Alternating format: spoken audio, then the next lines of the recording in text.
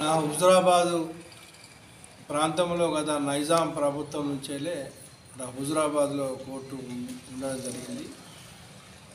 మరి కేసులు పెరుగుతున్న సందర్భంలో మరి కక్షిదారులకు వారి సౌకర్యం కొరకు కూడా సుప్రీంకోర్టు కూడా మండల న్యాయస్థానాలు తీసుకురావాలనే ఒక ప్రతిపాదన తీసుకురావడం జరిగింది.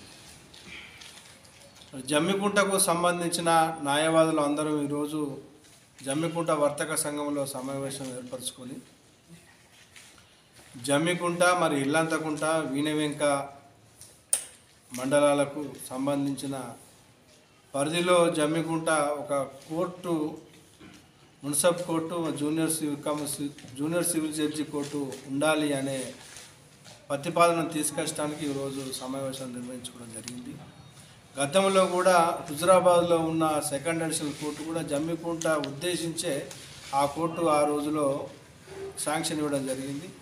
అనివార్య కారణాల వల్ల హుజురాబాద్నే కొనసాగుతూ ఉంది కాబట్టి కొత్తగా కోర్టు అనే కాకుండా కూడా అక్కడ ఉన్న కోర్టునే జమ్మికుంటకు షిఫ్ట్ చేయాలనే ఉద్దేశం మీద న్యాయవాదులు అందరం ఒక ఐక్యతగా ఒక జేఏసీగా ఏర్పడి ఇక్కడ హుజురాబాద్ నుంచి జమ్మికుంటలో కోర్టు ఉంటే వ్యాపార పరంగా కూడా ఇక్కడ చాలా కేంద్రం కాబట్టి వరంగల్ తర్వాత జమ్మికుంట పెద్ద వ్యాపార కేంద్రం కాబట్టి ఇక్కడ రైల్వే సౌకర్యం ఉంది కాబట్టి చాలా సౌకర్యాలు ఇక్కడ ఈ ప్రాంతంలో ఉన్నాయి కాబట్టి జమ్మికుంటకు చాలా దాంతో పాటుగా నెంబర్ ఆఫ్ సివిల్ కేసులు మరి క్రిమినల్ కేసులు కూడా ఉన్నాయి కాబట్టి